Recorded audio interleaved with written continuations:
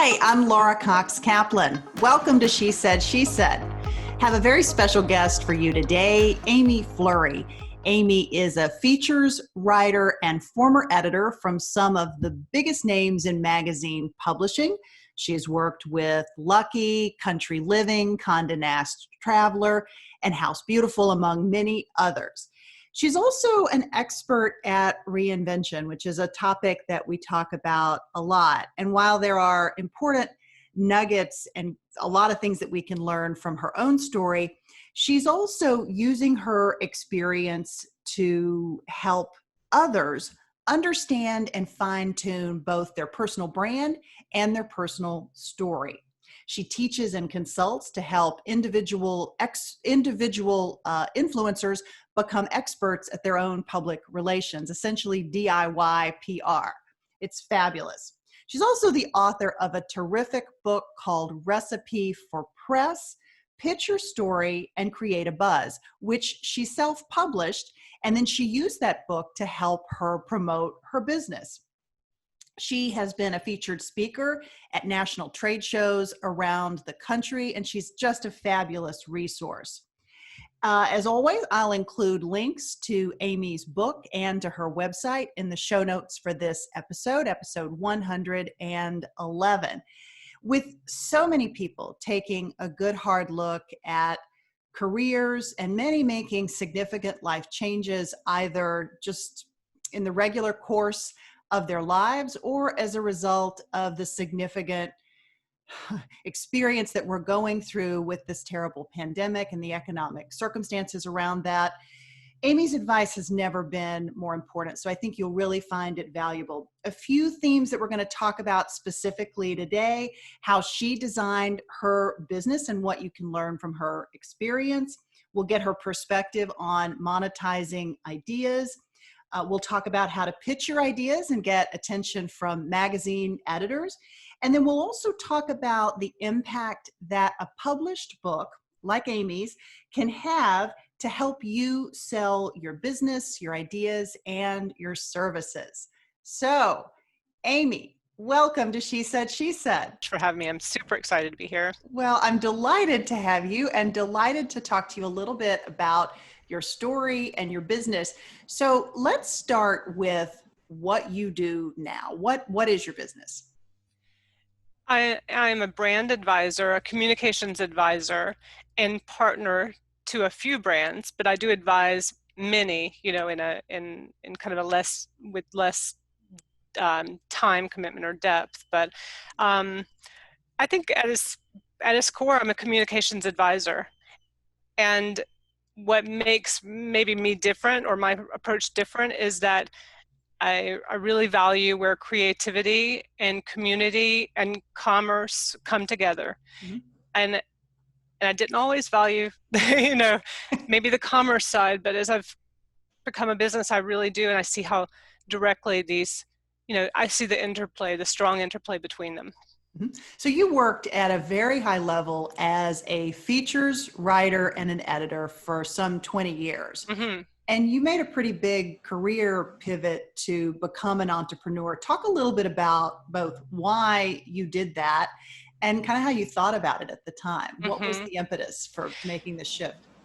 Looking back, until that moment happened, I probably thought I would always be writing for magazines and editing and putting together, really producing stories.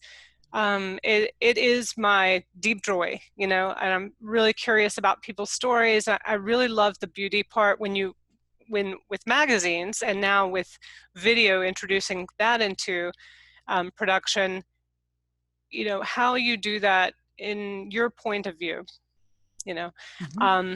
So I think it just had not crossed my mind that I would do anything differently, amazingly, until it did. Yeah. And I remember when it did. I think I was interviewing a very big designer. I'm not even going to name names because it would seem insulting, but they were so good at handling me, the press. Mm-hmm. And I was at supposedly the peak of my career, so I was the chosen, writer to spend time, and only one. There was only one who got this time, and that was kind of where I was in my work. And I could just see the message that was being repeated. I could see somebody very good at, the business of press, and somebody who had kind of lost that sense of gratitude. Mm. And, I had not lost that in my work. I labored over stories. I wanted to be a better writer. And when I saw that, but then I also it was in the fashion field, I just had a very strong feeling like maybe I have something to contribute now, instead of telling everyone else's story. I didn't abandon doing that, but it dawned on me like maybe it's my time now to, what do I have to say? Yeah. I didn't know what I had to say yet, but and then the recession came, and that quickly helped me. Sometimes when it's just so open, that paralyzes you. I could do anything, maybe. Right. What could I do? I don't know. Let's talk about it. And you just never focus the idea. But with a recession, and with the as Leslie Seymour, one of your guests before said, the magazine world was in trouble. I saw it too. I didn't see a future. I decided to transition, and I just paid attention to what everybody had always asked me as a freelancer after I had written stories about them, and after that press had really moved the needle on their business. How do I get more? It was a conversation, and a coffee conversation I had had 100 times over. But at that point I said, maybe before I really fully pivot, I'll just write the book that every editor wants to say, and to tell you, but they're not going to tell you about how to pitch them and how to get in these pages. So this was like 2007, 2008 timeframe? That's right, yeah. And so you started with the book versus the business, right? Is that kind of how you began this? You started with what you knew how to do best. That's right. And it wasn't business. Somebody else told me something at that time, so maybe it was 2008, and they said, a career where you're having to reinvent the story every time is a really hard business to be in. And at that time I was kind of offended, like, well, you just don't know me then, because that's what I've done for 20 years. I'm good at it.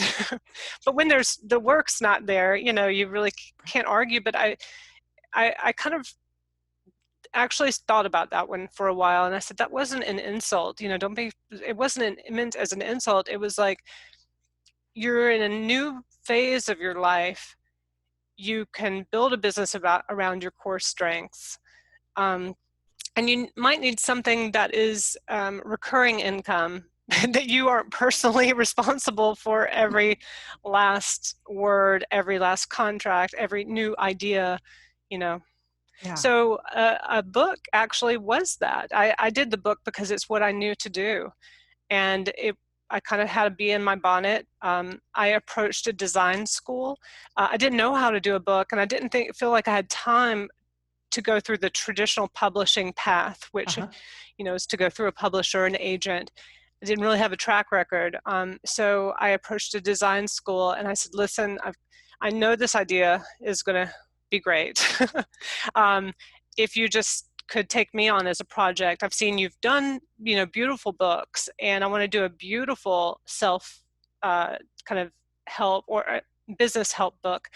So they said, they finally came around and they said yes, and they assigned me a student, and we did this book in a semester. That's all the time I had. After that, the kid graduated, and we had a kind of peer advisor or a professor that met with us as we tracked through. I'm going to grab the book, even though if you're listening to She Said podcast, you won't be able to see it unless you go to the website. But if you're watching on YouTube, this is the first book, right? Yeah. And it's a beautiful, as I was saying to Amy before we got started, it is truly beautiful. Most of us have read self-published books before, but they have that feel like somebody put it together in there. Not to say that the content cannot be great with a self-published book. Much of it is really terrific. Yeah. This is both quality content as well as really beautiful. And so I was really curious as to how you put this together and to do it that fast. Well, I kind of treated every chapter like an article, like I was producing, like I had been doing, a feature article. And if you'll notice, it's almost put together in sections like a magazine, you know, so it has some recurring graphic elements. I knew that, you know, it should be beautiful. That was the world I was coming from. Yeah. And the images sell.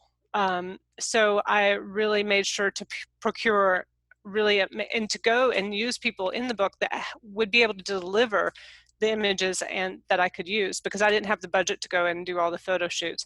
I knew how to do that from my magazine days. And then it just helped me to organize it. But I also just wanted to simplify the art of getting press on your own, because it was so overwhelming.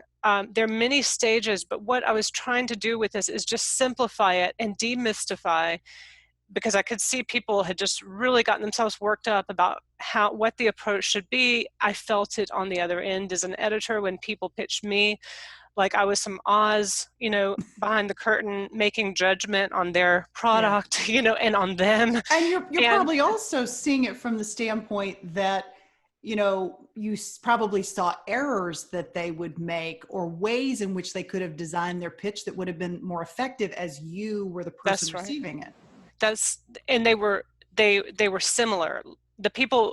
Most people made the same errors, and they thought they were doing it correctly, and they were more overworking it, if anything, trying too hard. And the signals that you want to send busy editors is that you're going to be easy to work with, you're going to value the relationship, and that you're ready for press. And so the indicators, what are those indicators? That I go to your website and it looks, you know, like you're ready, like I want to send tens or hundreds of thousands of subscribers to it and feel good about that. It's that you have those press ready pictures. It's that you know to return calls to editors quickly, but you don't call them to pitch. You don't get your feelings hurt when we say no for now. It's not, you know, we'll probably come back if we like it. It's not telling the whole story, not overwhelming the editor with your entire story, but approaching them with part of your story that matters to the pages they write.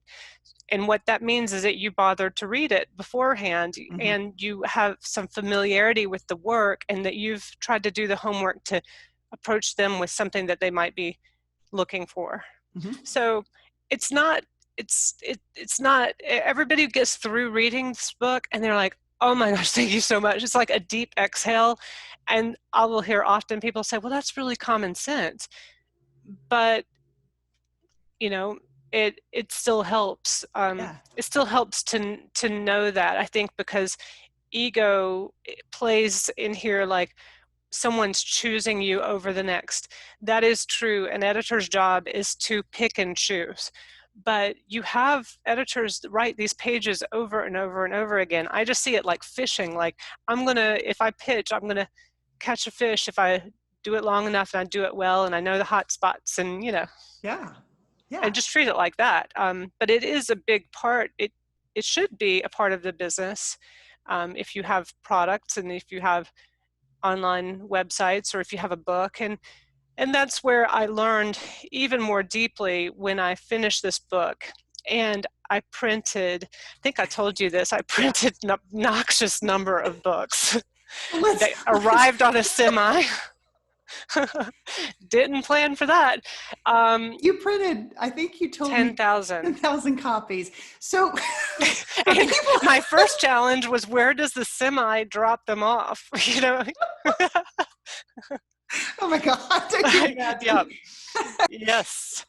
It kind of lit a fire under, and you know, you don't, it's really funny looking back. It really did light a fire under me to get out there and sell them. And I kind of took the attitude, like, if I can't sell what I have written a book about, you know, if I can't share this with editors and try to get some help getting attention for it, then it's then it shouldn't exist, but it exists right now. So I just really got busy pitching my own book, Mm-hmm. both to editors and to market directors at these big centers where people gather.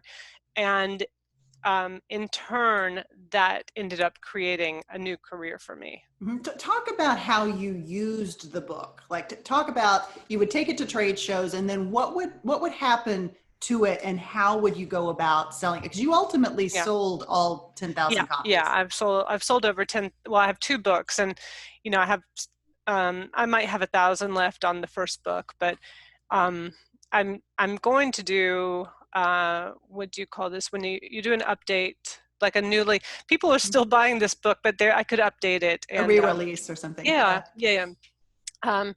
Well, initially, of course, when you have books, you think, I need to gather people or go where people gather. Mm-hmm. And so I did approach markets across the country, more like the indie craft experience, or, I thought that's who would be buying it. Small entrepreneurs, um, boutique owners, the people who I'd been writing for so long. Mm-hmm. And they did, but they were so quick to pivot that they took the material, turned it into PDFs, and sold it on Etsy, and made it their own. And that was totally fine. Yeah. But it's just that they are so clever and spirited and everything. So I didn't find that ultimately that was the crowd that. And they were operating on budgets that didn't take the business further. They really valued the book, but consults didn't always follow. Mm-hmm. But I did notice that happening with the interior design industry. They Mm-hmm. were the largest kind of group of or trade to fill the seats. I kept getting invited back to the the trade shows for that specific profession, and I could see opportunity was growing for them, specifically because, again, if you think about it, it makes sense. They operate in beauty, they operate in strong photography, and they a lot of money moves through their hands, so everybody wants their attention. So when suddenly everybody, manufacturers and you know people who before just showed up to sell goods, and now they have to have all the social media channels, they have to have newsletters, so that created more opportunity for designers, not just traditional press, but shared, collaborative kind of press. And so I just saw a lot of opportunity in that segment. So my second book is directed directly to the design industry. Mm-hmm. Mm-hmm. And I've kind of focused my audience. Yeah. How did it really was a matter of kind of starting broad, Mm-hmm. and then ultimately narrowing your focus so that you're serving a niche. And as you and I talked about when we first met via Zoom, of course, Yeah. a month ago, hopefully we'll have a chance to meet in person. Yeah. But the importance of not getting distracted by the fact that you can produce content that will reach bazillions. That's so true. People, but that it can be more impactful to really narrow that focus. Talk a little bit about that, because I find this personally challenging. I see other business owners who find this challenging, especially in the content space. Mm-hmm. How do you think about building a community in this niche audience? Everybody says it, all like, I've heard so many people talk about, find a niche that's it's a lot easier, but you will do better. Your business will thrive. And it really seems counterintuitive, or like, well, if I have the opportunity if I have a message that speaks to everyone, why would I do that? Why would I abandon everyone and go down this path? But what ends up happening, I have learned, is that more opportunity, you need to be not just an expert in, for me, communications, you need to be an expert in that field. And so then suddenly more opportunity arrives. So for me, through speaking, through going to the design centers and really beginning to understand the business of interior design, I was approached at some point to be a creative director for a project management app. It was kind of the first of its kind project management app for interior designers. It was a technology piece, but that had to be positioned, really well. And that's what I kind of now know how to do best, is position a company through voice, through feeling, through visuals, and through a strategy. And so then through that job, which was short-lived, I learned all the back end. I learned, the sequence of interior designers and their projects. I was exposed to top executives on the manufacturing side. So my exposure became greater in this niche. Mm-hmm. And then the consulting that started coming to me through that, I had more and more depth of experience in that field. So then I start working with showrooms. So that's another segment of the interior designer, and is somebody that the interior designer directly needs, and the showroom needs the interior designer. I started working with manufacturers. So all of the common thread were everyone that I started working with or was approached by needed the interior designer. So that told me, again, keep paying attention to this interior designer. They're important. Mm-hmm. And not only do you see, opportunity, not only did I see just wild opportunity for them in press, or in press like, I guess just opportunity for them in that way. I saw how valuable they were to these other segments within that industry. And then I started putting a business together around that. Yeah. I guess that's what happens, is that you just become an expert not only in what you're doing, mm-hmm. but you become a different kind of expert. And those two things can marry to be a more profound business. Yeah. Yeah. How difficult was it to turn all of this into a business? This was right. It's a real pivot to go from working for someone to becoming your own boss and an entrepreneur, and actually taking that entrepreneurship and monetizing it. Those are different things. Right. How challenging was that? And what advice would you give to people who are thinking about embarking on something like that? It's just kind of sweet to think about that question and to think about the things that stand out along the way. How many, in brief, I think what I can say is, it's who I am, it's my life. It's not just the work, it's a big part of my life. And so I treated it like that. So when, so sometimes we went across the country, and if I saw like, oh, I got a gig in San Francisco, we'd take the family, and they would help me. They would help me set up. I would be doing things that were very humbling.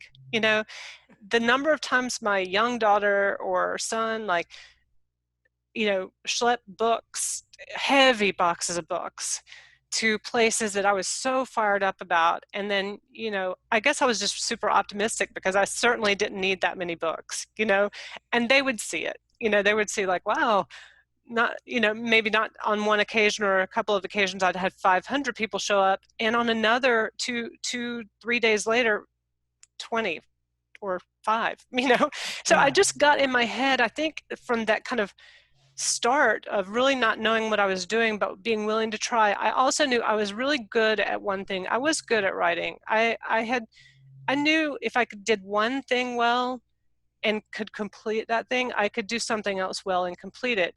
It's just going to take time. And so at least I should enjoy it along the way, and not have the expectation of like, I've got to scale it to sale. That was not me. That's not who I am. I'd rather live it, enjoy the people I'm working with, and really approach it that way. Yeah. And so it's just been a set of experiences that are sometimes funny, sometimes amazing, where I can't even believe I did that or that happened to me. It's sometimes humbling, it's just that. But it's the shared experience also with, my family and with whoever's working with me. Yeah. Yeah. Do you have advice for for people that maybe don't have as clear a sense of what they're good at, Mm-hmm. maybe they're good at a lot of things, Mm-hmm. maybe sort of more of a generalist perhaps, as opposed to Mm-hmm. having sort of specialized knowledge in a particular area. What's Mm-hmm. your advice for figuring out what it is that really resonates with you, what you love, what you're supposed to do, and whether you can build a business around whatever that thing is? Mm-hmm. Well, if that person was younger, was young, not younger, but just young, I would say go and work for a small business that was on the rise, but that could only afford one person. Be that person, because you might have graduated in journalism, and you think you're going to be doing communications for that small business, and what you're doing is your communications, you're sometimes the carpool ride, you are, you're in production, you're in operations, you get kind of a more broad, because that's how small businesses are. They can't, there are no marketing departments necessarily. Mm-hmm. But I like that, because then that person could kind of see where their strengths are, and the person they're working for could also, and as you grow, then you would get more focused, and then you might be able to build out that department. But generally, working for a small business, you're going to do a little bit of everything, and just kind of going into that with the same vigor. I really did like that interview with Leslie Oh, from thank you. um, Thank you. she's such a rock star. But when you get to 40, like what she was saying, something's going to happen. It's just different phases of life. So I think my better advice is, what I've learned is really, really look at where you are in life, because where I am right now, in 5 years, not in 10 years, in 5 years, it's going to look a little different. Mm-hmm. So just take it in little chunks like that, so that you're not making a decision that feels like for the rest of my life. Just Mm-hmm. really consider that, and really consider what are your priorities right now. Someone helped me learn to do this kind of from a business, angle. And once you know your priorities, then you can make decisions around that. Right. Now, I'm not sure I answered that question, but that's my answer, kind of as we get older, and as women, there's a lot on us. There's a lot of expectation. Mm-hmm. So I have really appreciated kind of taking that smaller, time frame, and making decisions around my priorities and where and how I want to spend time. Mm-hmm. Mm-hmm. It's interesting, and I think you touched on this when we talked before. You don't always see an evolution or a pivot coming, even though it's a very natural progression in your life, as you're just talking about. And it feels to me like if we did a better job of preparing each other, right, Mm-hmm. preparing our future selves for Mm-hmm. what that evolution, career, personal, and otherwise may look like, that it can make it seem like a more natural occurrence, as opposed to something that, at least for me, was a wake-up call, and kind of shocking to me that I all of a sudden outgrew what it was that I was doing, and really desperately wanted to do something that was very, very different from that. But you felt like you had to make a leap into an unknown, and that you probably didn't have the support, or people, like, you didn't know who to go to, or they didn't know how to even respond to you. I agree Absolutely. fully. I mean, Yeah. that's a big thought. Yeah. Yeah. I I'm, mean, I'm it, glad it you're can. talking about that now, because I have an 18-year-old daughter. I'm going to remember this. Yeah, no, I mean, I think it's, you launch into your career and you think, I won't ever, I'm in my dream job, I won't ever get tired of this. Yeah. And you will. It doesn't matter what you're Yeah. doing, you're going to hopefully continue to grow and evolve. And it's just Yeah. a natural part of that Well, evolution. doesn't that free you up to dream a little and to think, and I do really value that about this country in particular, is that it's no walk in the park. It's not easy to be a small business owner. Mm-hmm.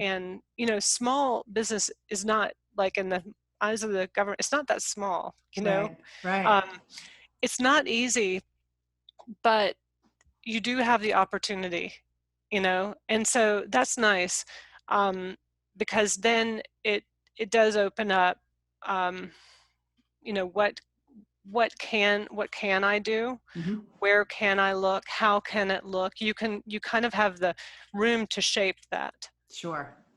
Let's talk a little bit about the other revenue streams that you've grown. You started with the book as a jumping off point, but you also have a consulting business. There's a number of different things that you're doing. The magazine, which I know is Yeah. very specific to Yep. your kind of core followers. Uh-huh. Talk a little bit about the other elements of your business that have grown since you launched this. Okay. So started with book one, and quite honestly, I thought that was it. Done. Yeah, I really did. I thought I kind of needed to get it off my chest, but it was that ordering 10,000 again that was like, oh God. What would have been a better whole, number? I mean, would you do it differently? That's a very good question. If you could have not fill up your garage all at one moment. Right. Okay. When you look at even 1,000 books physically, see, that is a lot of books to sell. If you don't have a distributor, Right. and I did not, I had me, Yeah. I had me and my idea and my confidence that people needed this book. That was enough, but I was going to have to figure out, I didn't have a mentor, let's say, or any kind of understanding of how this worked. But very quickly, when I started to think, what else, the book is a product, but what could come of that, and how many consults do I need, or how many can I do well, and then I created another tool. But I created these tools, honestly, I wasn't thinking about the business, but in retrospect, it's a good idea. I was responding to people's needs. They were telling me what to do. So that if you don't quite know what the roadmap is, that's a key signal. So people would say, I got the book. Oh, I love it. I've read it. They would show me just like yours. It's got all these sticky notes in it. Yeah. Super sweet. And they were like, but I cannot for the life of me figure out how to find the editors. And I heard that over and over again. And so we created a media list, but a media list for entrepreneurs that was not overwhelming, that were the right, market editors and their email addresses, and with notes section to help, because otherwise services that sell names and these lists, they're really overwhelming. They're just thousands of kind of sometimes random names, and if they're not random, you're paying a fortune for this service.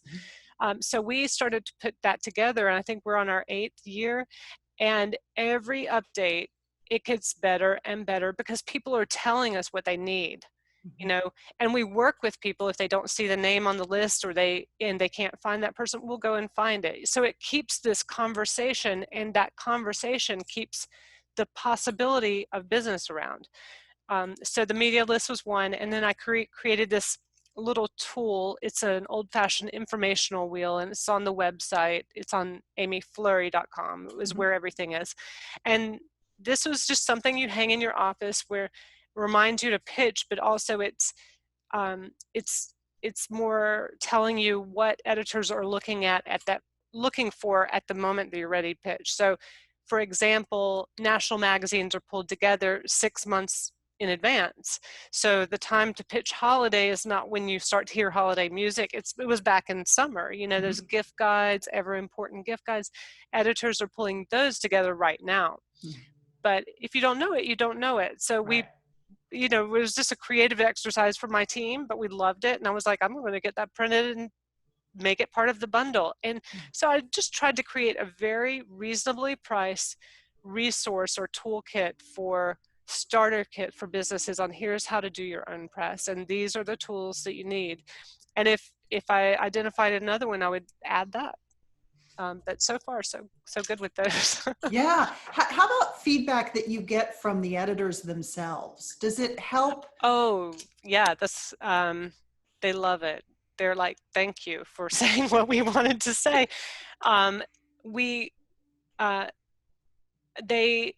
That's kind of the attitude, is like, I think more and more people are talking about this now also, and have made businesses around it, or have made, consulting from this very information that I was kind of putting out there a long time ago. But I think that more people see the value of getting their product or services or a profile, and more, I guess I think we're just in a moment where there's so much information out there that people pretty much believe they can put two and two together and kind of be like, well, I should pitch. How do I get in there? And then you Google it, So editors were very, they received, and they were really grateful, and they work with me a lot. And my team works with them, because I also have a pitch support arm of my business now. And that is a new service that we introduced, actually, because while I want people to do it on their own, again, this is just an example of how I've built a business responding to people's needs, to what they're telling me in my field. I offer the media list. We offer all kinds of tutorial around it, do a lot of material and writing and blog posts around that. But sometimes people say, Amy, I've bought this thing for 3 years in a row, and I know myself, and I'm not going to do it. Do you have any kind of short-term pitch support that's not, I don't need the full PR. We're already good at our marketing. It's just this thing escapes us. Mm-hmm. So we created that. And that's what I'm saying, is that it's kind of, if you're paying attention to what people are asking for time and again. And for so long, I put the brakes on that. I was like, no, I was all about DIY PR. I don't want to do your PR. I want you to do your PR. Right. But this is just one part of that, one part of a lot of responsibility for a company. And sometimes you just need a little help, a little support. Sure. Well, and helping people understand what's involved, even if ultimately they don't end up doing it themselves, understanding how to craft the message so that the person who is doing the pitching has a more fine-tuned approach Absolutely. to doing that, right? I mean, there's great value in that. Talk a little bit about how you've grown as a person, what's changed for you as you have embraced this new path. It's a hard question, maybe. Yeah, but it's always the hard stuff that helps you expand and grow. Realizing there are so many people out there that are so good at their work, and that you don't have to fight against that. Like, flow more like a river, And I think maybe for whatever reason, I wanted to be really good at things, but maybe I wasn't as good at sharing. And so when I wrote the book, and when I had to put myself out there, I realized that sharing was quite natural, but why had I not learned that was a good thing when it came to business? Or maybe the moment just changed, and it's definitely now even more so. People are, it's the collaboration over competition. But for so long, I think we had just been pumped like competition.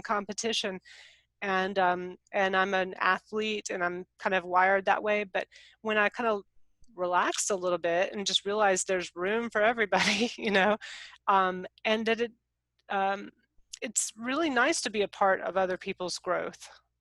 So I have something that can help one part of that. But what I understand now is there's a lot of parts to a good business. So just, don't try to own all of that and take all the credit. It's just not necessary. And that came with age and, experiences.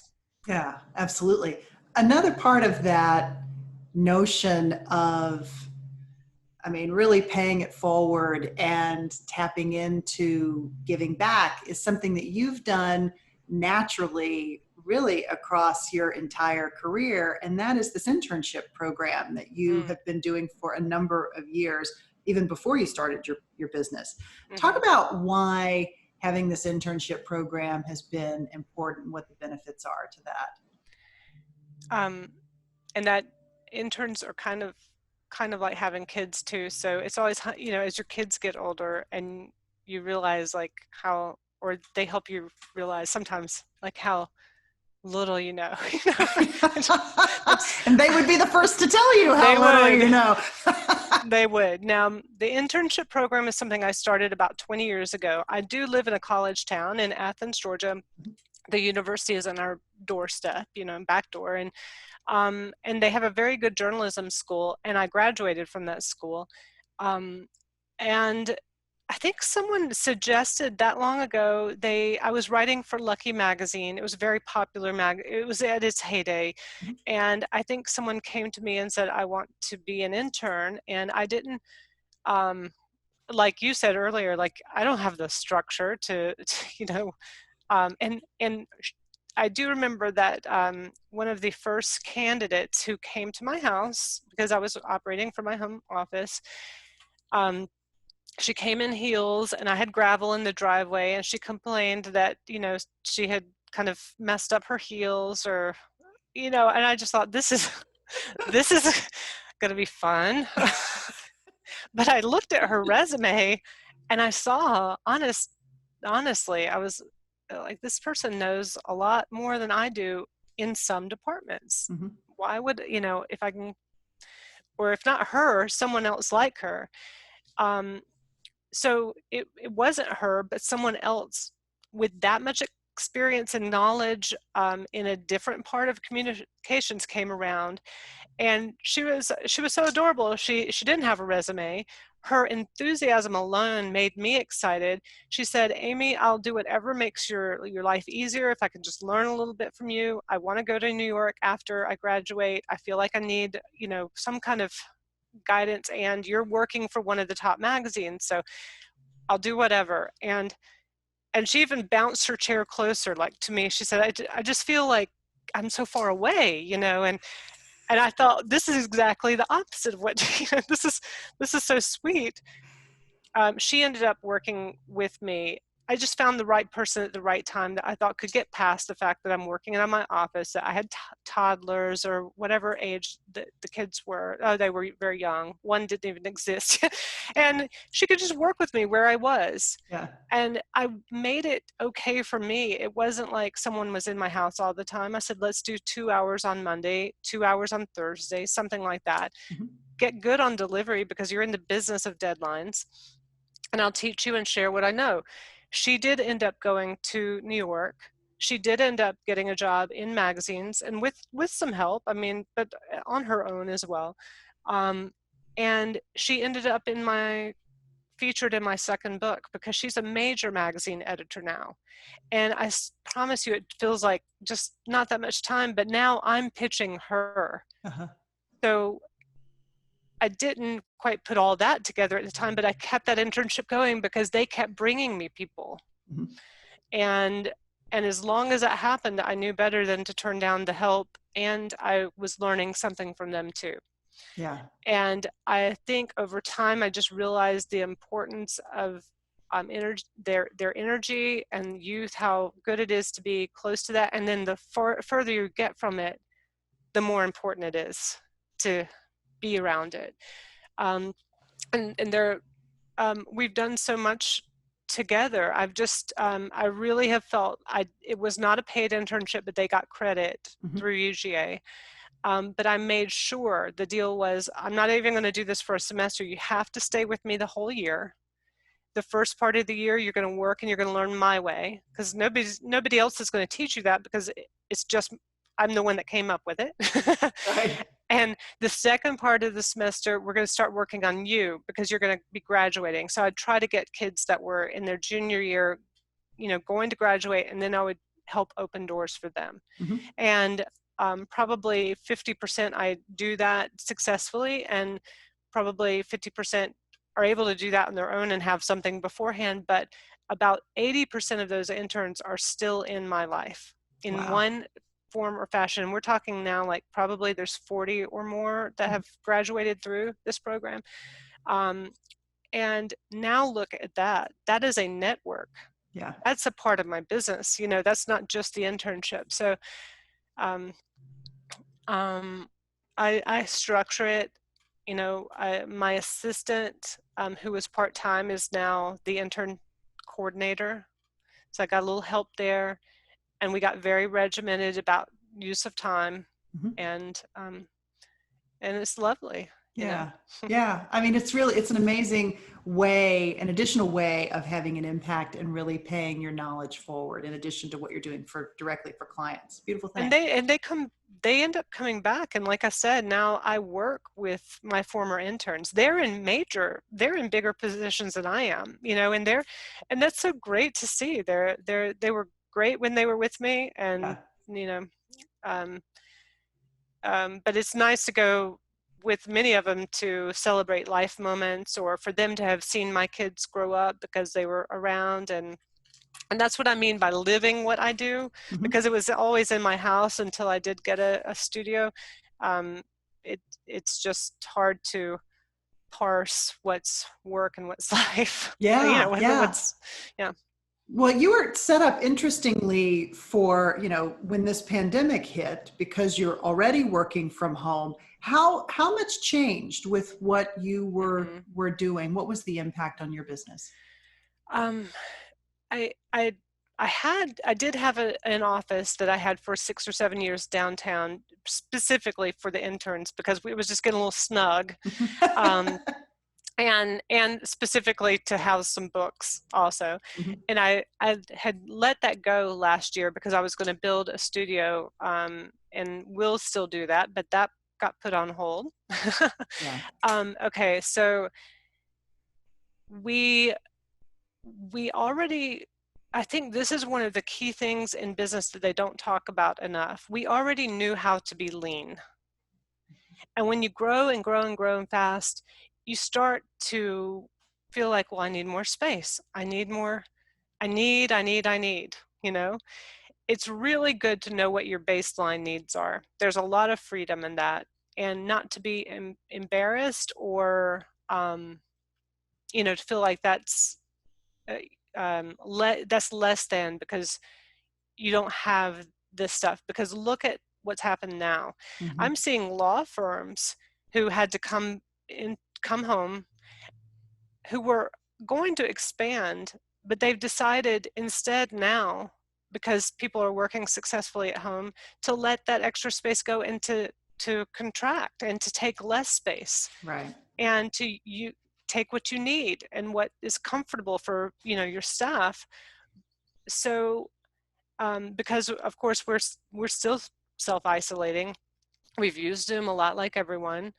um, we're kind of meeting on the porch now, a few of us. But we did go back to doing a lot of writing. Mhm.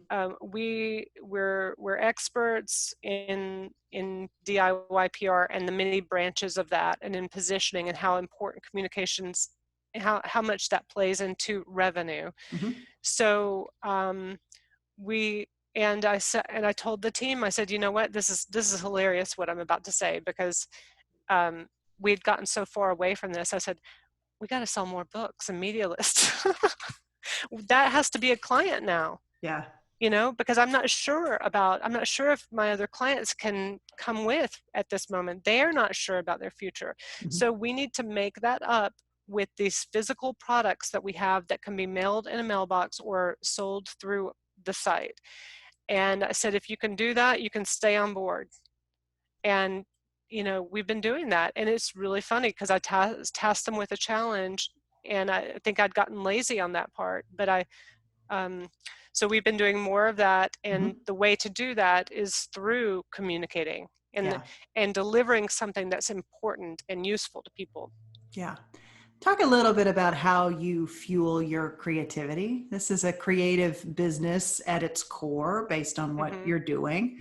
What are the resources that you turn to keep your creative juices moving? I do a lot of reading around creativity and how to spark it and how to maintain it, and especially during the summertime, those Yeah. are some of my top areas to continue to explore. What are you using that you're finding really valuable in that regard, Um, or practices perhaps that yeah. Well, my husband's a novelist, and over the last 25 years, we have every few years just relocated somewhere beautiful, Greece or Paris or something like that, but just for a few months, nothing extravagant, just the extravagance was in the move. Uh-huh. But we didn't have anything else planned, so it was just like daily living. But that kind of release from the day in and day out, and that kind of time and space and beauty, seeking beauty, whether it's like through nature or through, travel. I've noticed that good ideas just flood you, when you're kind of free to let them, when the doors are open. Yeah. But we can't do that right now. So martinis on Friday night are always helpful. Listening to music, we're in a music town, but we kind of looking at the work of other artists and letting yourself enjoy that. We sometimes listen to records and just the clarity, just letting yourself enjoy something else. I went to my parents' farm. I did visit them with my daughter, and we watched a storm roll in, from the porch on this wide open farm. And I noticed that for me, that kind of thing really does it. It's having the space. I'm already surrounded by so much of it in my work. I mean, I have list upon list upon list. It's really taking a step back and giving yourself the space to let it come after you have gathered. Yeah, so important. Even if you're not technically in a creative field, those are such important practices to Yeah, maintain. yeah. So, how about one final question? I ask most everybody who comes on the podcast for a single piece of advice, a life hack, or a mantra. Maybe it's something that you wish you had known when you were starting your business, or maybe something that you wish you had known when you were just starting your career. Mm-hmm. What would that be? Take care of your health, because take care of yourself and think about what you eat, and drink a lot of water and do those things. Really, really, really value that, because when you don't have it, you can't do any of this. Yeah. And like I said, the doing is part of the living, is part of the joy for me, even if it's a lot of work. And I work a lot. I do. I have to shut myself off. I really enjoy creating. But if you don't feel well, it's no fun for anybody. So it's a simple one, but I think I value it more and more. And I think that can start at a younger age. Yeah, Yeah. absolutely. Yeah. Amy, fabulous to talk to you. This was so great. For folks listening and watching, you can find out more about Amy at amyflurry.com. I'll include links in the show notes for this episode 111. We're so grateful that you all joined us today. It was a lot of fun. I learned a lot. I hope everybody else did as well. I had a great time. Thanks so much for inviting me and for the time you put into doing something well. My pleasure. Thank you. Thank you. I love it too. It's great fun. I loved this conversation with Amy, and I hope you did as well.